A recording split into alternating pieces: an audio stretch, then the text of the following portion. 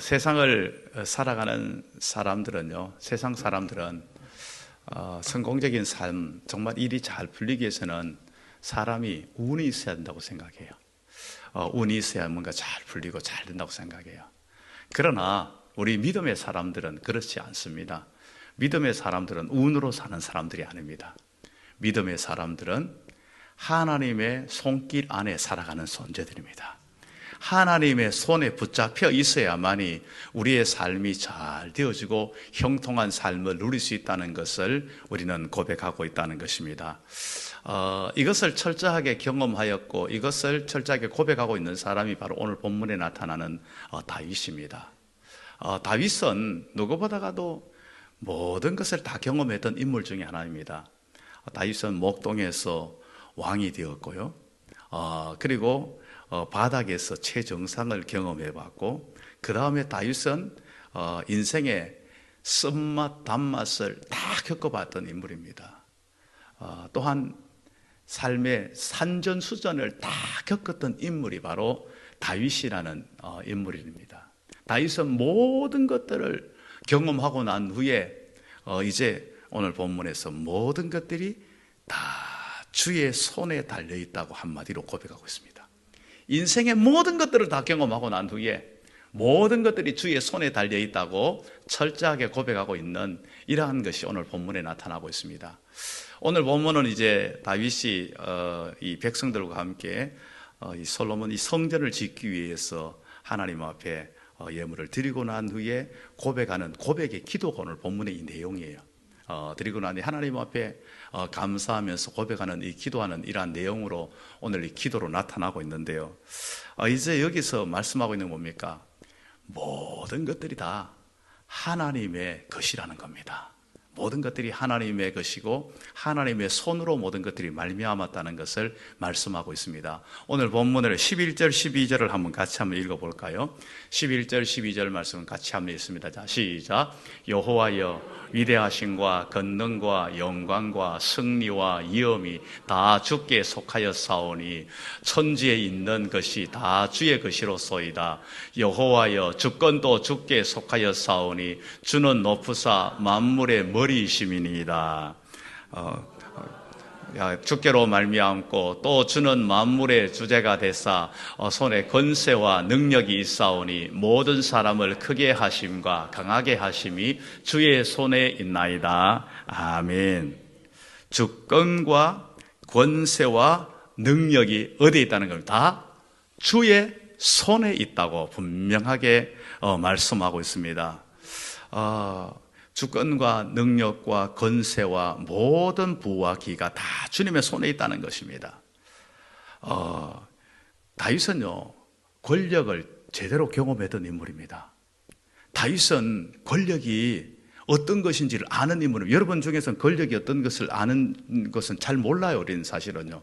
권력을 잘 모르는데 왕이 되어서 정말 한 나라를 통치했고 또한 다른 나라들과 전쟁도 치러보았고 이 모든 것들을 경험했던 다윗입니다.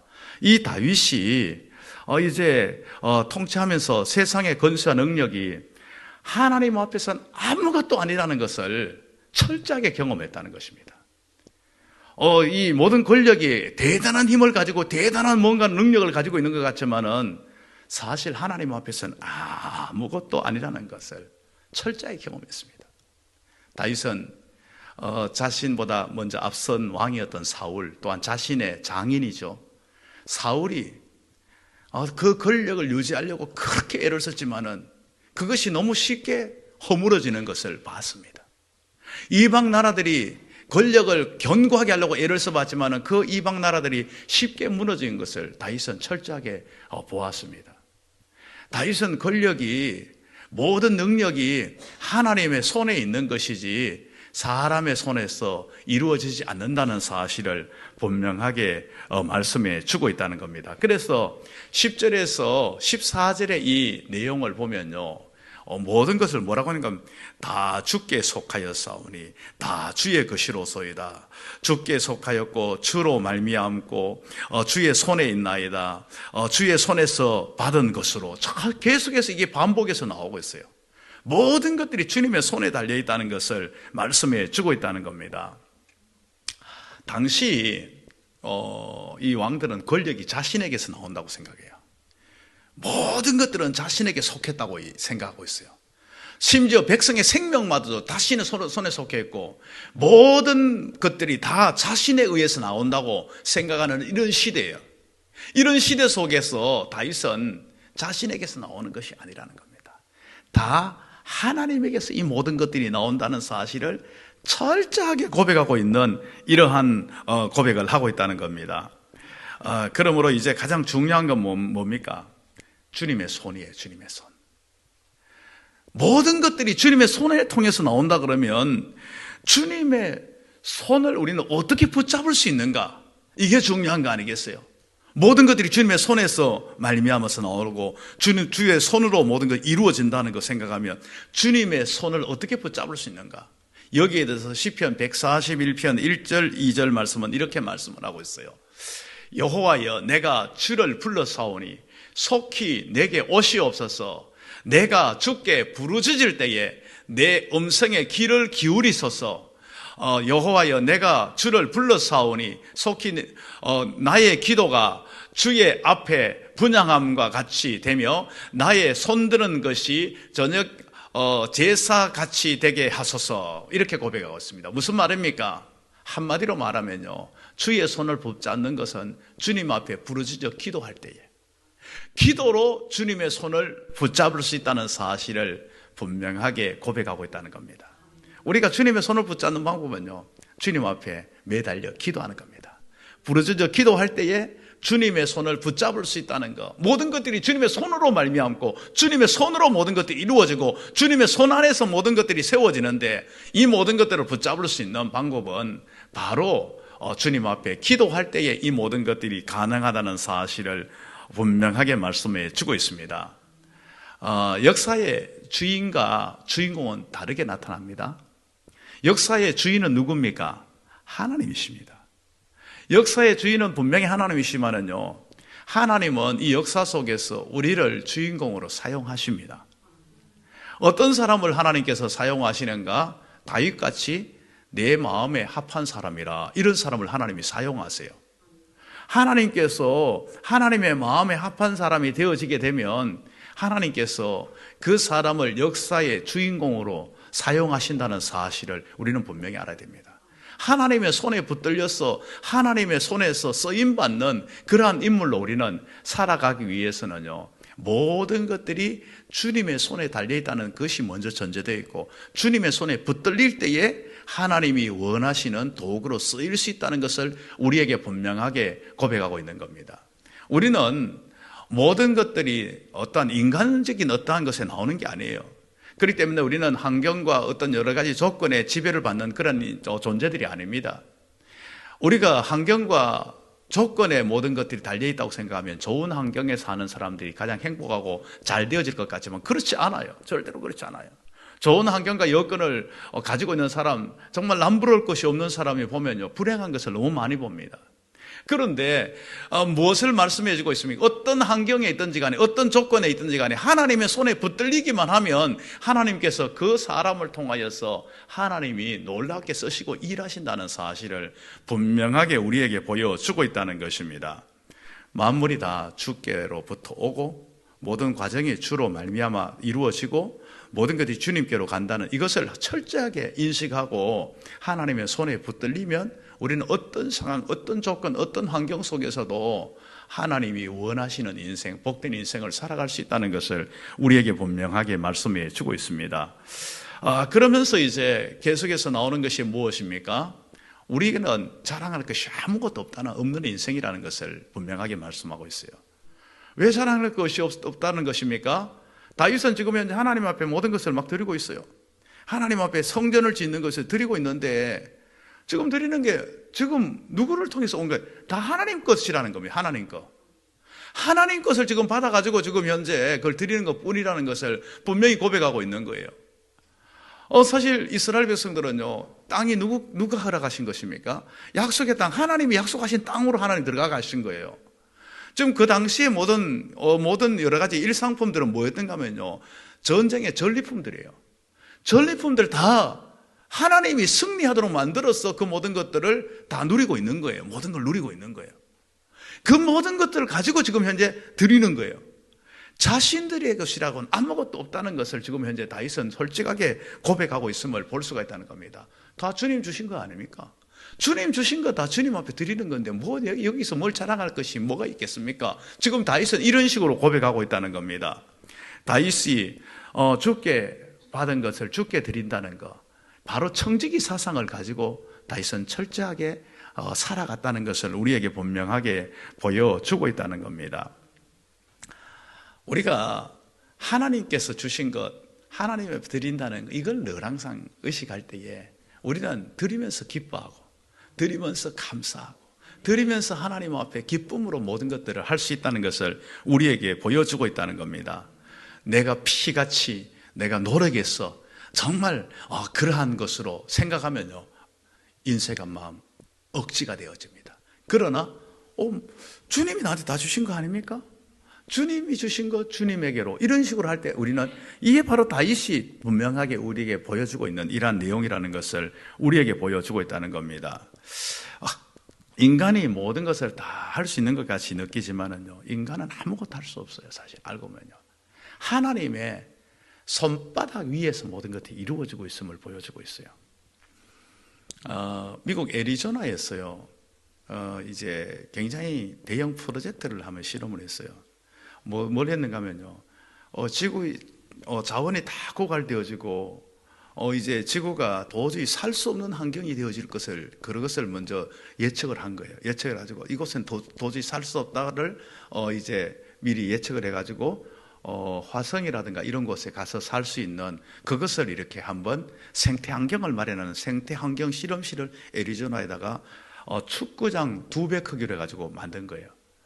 그러니까 이제 그곳에는 처음에 공기를 만들 수는 없으니까 그냥 공기를, 그 다음에 물도 만들 수 있는 물을, 그것을 가지고 이제 우주로 가지러 갈 수는 있잖아요. 그걸 가지고 계속 활용해서 그곳에서 쓸 수 있는 그러한 것을 그 안에서 실험을 한 거예요. 실험을 했는데요, 실험의 결과는 처참하게 실패였습니다. 이렇게 과학이 발달되고 모든 것들 환경을 만들 수 있다고 생각했는데 절대로 안 되어지더라는 거예요. 수많은 여러 가지 노력을 했는데 물이 결국은 시간이 지나면 썩기 시작하고 공기가 오염돼가 도저히 쓸 수 없는 공기가 되더라는 거죠. 그리고 그곳에서 뭔가 지내려고 여러 가지 여러 가지 식물이라든가 동물의 종들을 가져놨는데 어떤 종들은 그렇게 노력했는데 종이 사라져버리더라는 거죠. 어떤 종들은 그냥 가만히 놔뒀는데 너무 거기에 번성해가지고 다른 것을 파괴시키더라는 거예요. 그래서 결국은 이것을 어떻게 할 수가 없구나, 한계를 느끼면서 그 모든 실험이 포기되어졌다는 그러한 것이 실제로 있었던 일입니다. 이게. 우리는 그러잖아요. 지금 이 세상 돌아가는 게 너무나 자연스럽게 돌아가고 있어요.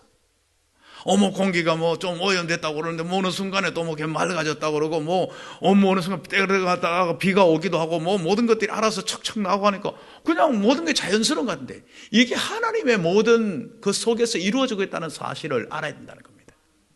하나님이 이 모든 것들을 돌리고 있기 때문에 이 모든 게 가능하다는 겁니다. 인간이 노력해가지고 뭐를 절대로 불가능하다는 것을 이 실험의 결과는 나타내고 있다는 겁니다.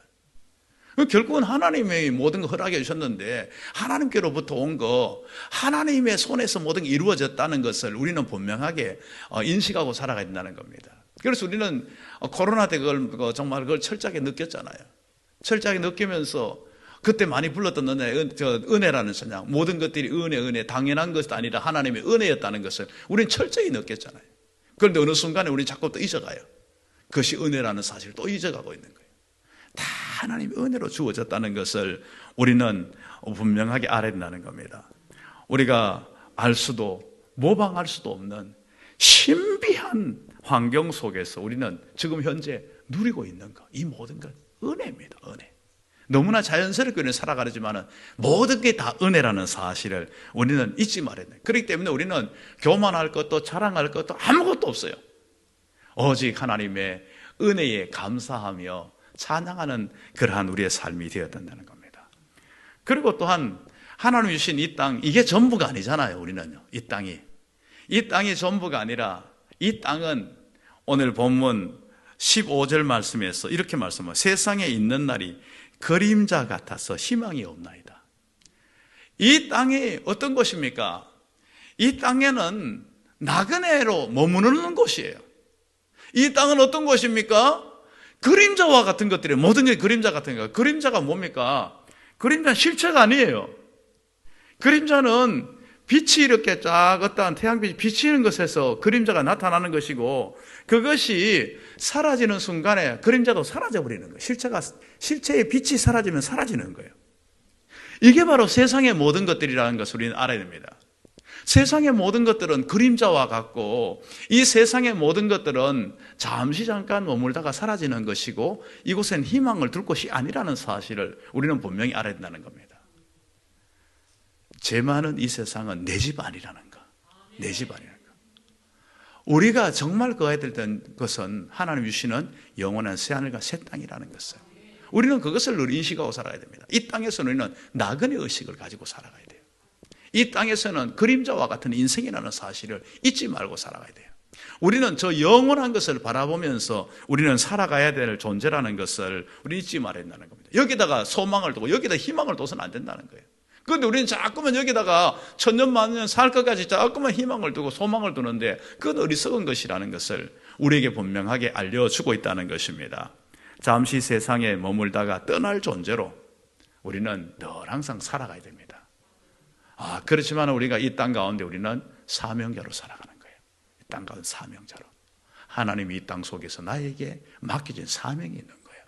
그 사명이 있기 때문에 잠시 떠날 세상이지만 최선을 다해서 성실하게 살아가는 겁니다. 나에게 주어진 사명 때문에 성실하게 살아가는 것이라는 겁니다. 우리의 시민권은 하늘에 있습니다. 하늘에 있습니다. 우리는 이 땅은 잠시 거하는 곳입니다. 우리 그러잖아요. 미국 시민권을 가지고 있는 사람들이 이 땅에 와서 살 때 거소증을 줘요. 거소증. 잠깐 거하는 곳이라는 겁니다. 이곳에 거하는 것이라는 겁니다. 결국은 뭡니까? 자기가 시민권 있는 데로 돌아갈 사람이라는 거예요. 우리는 거소증을 가지고 이 땅 속에 살아가는 존재들입니다. 이 세상이 영원한 집이 아니에요. 우리는 영원한 집을 바라보고 살아가는 삶을 우리는 살아가야 됩니다. 그렇기 때문에 이 땅에다가 모든 것들을 희망을, 소망을 두는 것이 아니라 하늘에 소망을 두고 하늘의 복을 바라보며 그렇게 살아가는 복된 우리 모두가 될 수 있기를 주님의 이름으로 축복합니다.